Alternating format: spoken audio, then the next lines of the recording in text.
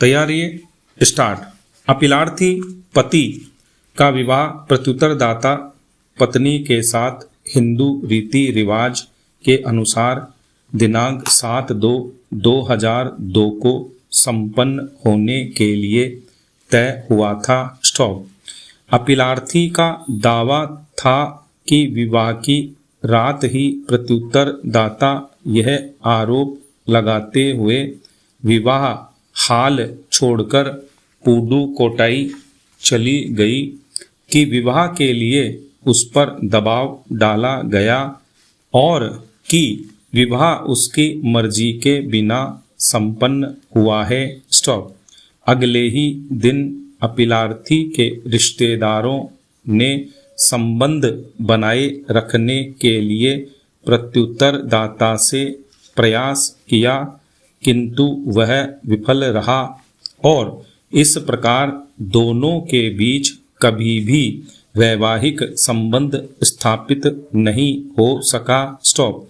चूंकि दोनों पक्षों के बीच वैवाहिक संबंध कार्य रूप में नहीं आ सका, इसलिए अपीलार्थी ने दिनांक 25/2/2002 को हिंदू विवाह अधिनियम 1955 की धारा 13(1) के अंतर्गत विवाह विच्छेद के लिए विधिक नोटिस भेजा। स्टॉप।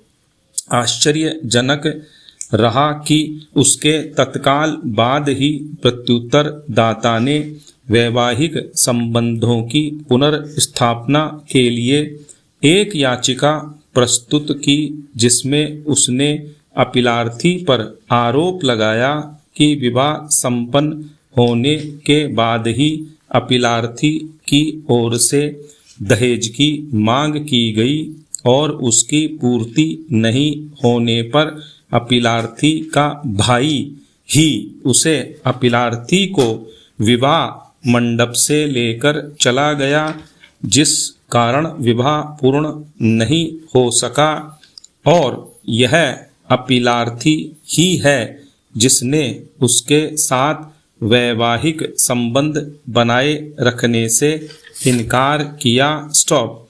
इन परिस्थितियों में दिनांक 25/3/2003 को अपीलार्थी ने अधिनियम की धारा 13(1) के अधीन कथित आधार पर विवाह विच्छेद के लिए याचिका HMOP नंबर 24/2003 प्रस्तुत की। स्टॉप।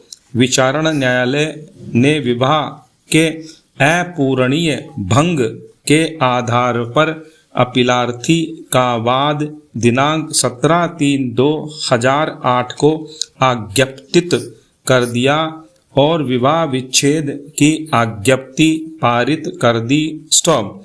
अपीलार्थी ने समय व्यतीत करने के बजाय 23/3/2008 को दूसरा विवाह भी कर लिया। स्टॉप। प्रत्युत्तरदाता ने उपर्युक्त आदेश के विरुद्ध अतिरिक्त जिला जज पुडुकोट्टई के समक्ष दिनांक 1/7/2008 को अपील प्रस्तुत की, जिसे अपील संख्या 5/7 वर्ष 2011 के रूप में ही पंजीकृत किया जा सका। अपीलीय न्यायालय ने प्रत्युत्तरदाता की अपील स्वीकार करते हुए विचारण न्यायालय के विवाह विच्छेद की आज्ञप्ति निरस्त कर दी और प्रत्युत्तरदाता की दाम्पत्य अधिकारों की पुनर्स्थापना की अपील अनुज्ञात की।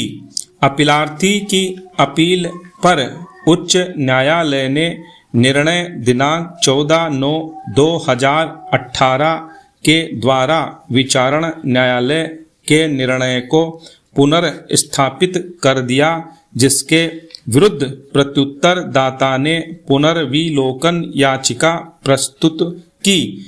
इस आधार पर कि विचारण न्यायालय या उच्च न्यायालय को विवाह के अपूरणीय भंग के आधार पर विवाह विच्छेद की आज्ञप्ति पारित करने का क्षेत्राधिकार प्राप्त नहीं है, जिसे उच्च न्यायालय ने आक्षेपित निर्णय दिनांक 25/2/2019 के द्वारा अनुज्ञात कर दिया। अतः अपीलार्थी ने यह अपील SLP प्रस्तुत की। स्टॉप।